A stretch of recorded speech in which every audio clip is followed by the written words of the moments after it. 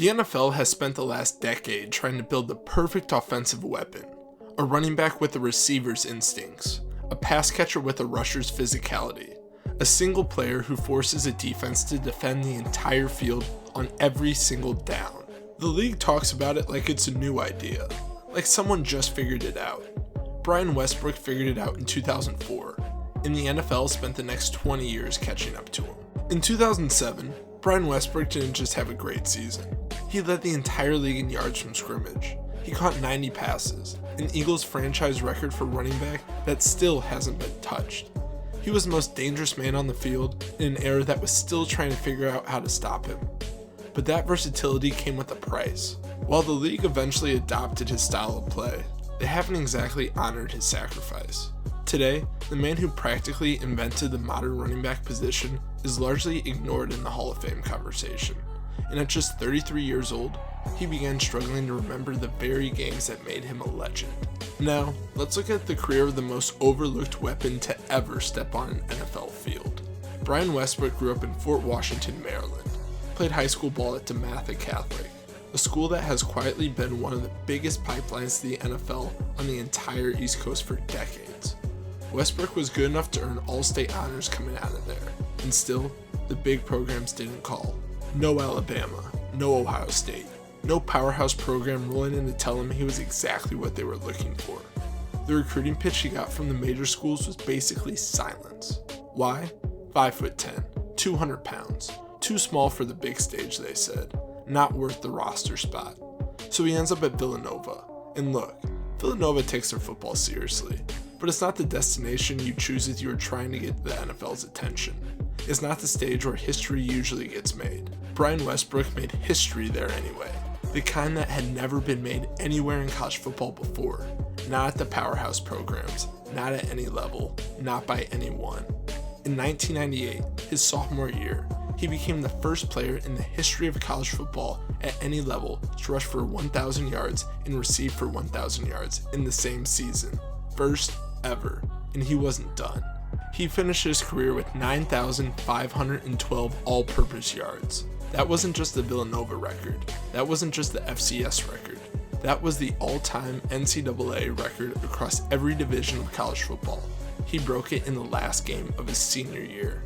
He won the Walter Payton Award, set 41 school records, 13 conference records, 5 NCAA records. All this while missing his entire junior season with a knee injury and coming back better on the other side. Then the 2002 NFL Draft comes around, and Westbrook waits. 90 players come off the board before Philadelphia calls his name.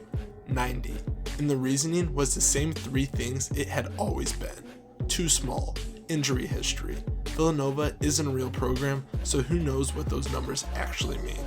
The all-time NCAA record holder in all-purpose yards, and the consensus was that it probably didn't count for much. One coach in Philadelphia looked at that consensus and saw an opportunity. Now here's what makes Andy Reid different from most coaches. Most coaches look at a player and ask, where does he fit in what I'm already doing? Andy Reid looks at a player and asks, what can I build around what this guy does best? When he watched Westbrook, he didn't see a running back. He saw a problem he could create for every defense in the NFL every single week. Here's why. In 2003, NFL defenses are built around stopping traditional running backs. The linebacker is there to fill the run gap, shed a block, tackle for 3 yards. That's the job. Nobody in the league is really asking linebackers to drop back into space and cover a running back on a 15-yard route. It's just not a thing. Andy Reid made it a thing. Defensive coordinators around the league were losing sleep over this guy. He was fast enough to embarrass a linebacker in space, sharp enough as a route runner to beat a safety, and smart enough to find the soft spot in any coverage Reid put him against. You couldn't just decide how you were going to stop him, because every solution created a different problem somewhere else. Then came October 19th, 2003. Eagles are down 10-7, under 2 minutes to play. A loss here, and the Eagles are 2-4 in October, with the season already starting to slip through their fingers. The Giants punt. Brian Westbrook catches it at his own 16-yard line. 84 yards, untouched, touchdown. Eagles win 14-10. Game over. Season saved. The return never gets old in Philadelphia. It wasn't just the points. It was the realization that Brian Westbrook could flip a game from anywhere on the field, at any moment, in any phase. Then, in the final regular season game against Washington, Westbrook tore his tricep, missed the playoffs. The Eagles lost in the NFC Championship game without him. And the truth was, nobody had seen his best football yet. That was still coming. In 2006, Westbrook rushes for 1,217 yards, catches 77 passes, scores 11 touchdowns, career best across the board. Then, McNabb tears his ACL in November, and Jeff Garcia is suddenly the starting quarterback in Philly. The season should have fallen apart right there. Westbrook had a different response. He became the first Eagles running back in 25 years to rush for over 100 yards in 3 straight games. With a backup quarterback, he put that offense on his back and refused to let the season die. Without him, Philly doesn't sniff the playoffs that year. But 2006 was just the opening act. What happened in 2007 was something else entirely. 2,104 yards from scrimmage, led the entire NFL. Over 100 combined yards in 12 of his 15 games. First team All-Pro, the best offensive weapon in football that year. And it honestly wasn't even close. Now, let's focus on those 90 receptions for a second, because I don't think that number gets the respect it deserves. When Christian McCaffrey does it, he's in the MVP conversation before Thanksgiving. Brian Westbrook did it in 2007, when the league was still openly debating whether a running back could even be a legitimate receiving threat. And he did it while carrying the ball 278 times in the same season, both things simultaneously. And that's the part that matters beyond the stat line. What Westbrook and Andy Reid were doing in Philadelphia was essentially a live demonstration of where the entire league was eventually headed. The running back as a chess piece, the back who stresses a defense vertically and horizontally at the same time. Every modern offense that makes your linebacker look lost on a third down, that concept has roots in what these two were doing together in 2007. Westbrook wasn't just ahead of the curve, he was the curve. The league just took another 15 years to catch up. August 2008, the Eagles lock Westbrook up on a 5-year, $32 million extension. He's 28 years old, coming off the best season of his career. Everything points in one direction. You're watching a player enter the peak of his prime, the chapter where the Hall of Fame case writes itself.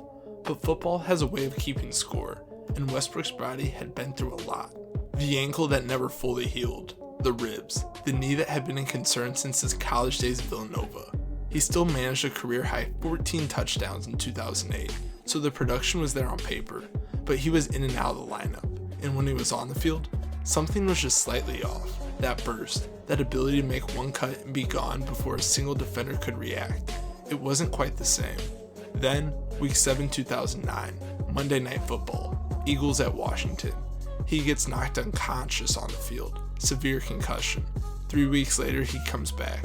Week 10 against San Diego, another hit. Second concussion in less than a month. That was it. Released by Philadelphia in March 2010. Brief stint in San Francisco. Never played again. 30 years old.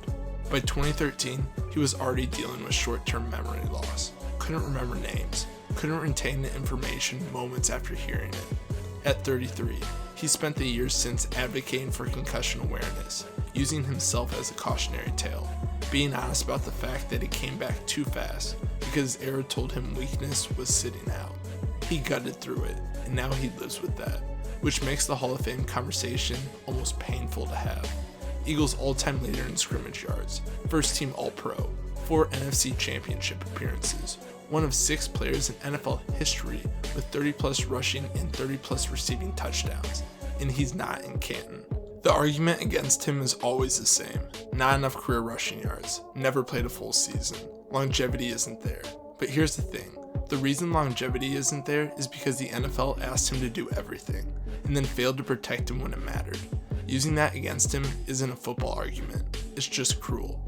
Brian Westbrook didn't just play running back, he changed what the position was allowed to be. Every back you watch today running routes out of the slot, catching passes over the middle, making linebackers look completely lost. That's the position Westbrook proved was possible. Before the league had a name for it, before coordinators had a scheme for it, he wasn't following the trend, he was the reason the trend exists. What did it cost him?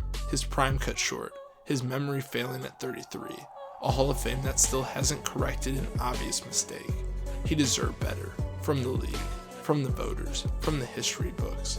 But none of that erases what he actually did. Brian Westbrook was right about the game 2 decades before everyone else caught up. The fact that you had to find out on a YouTube channel tells you everything.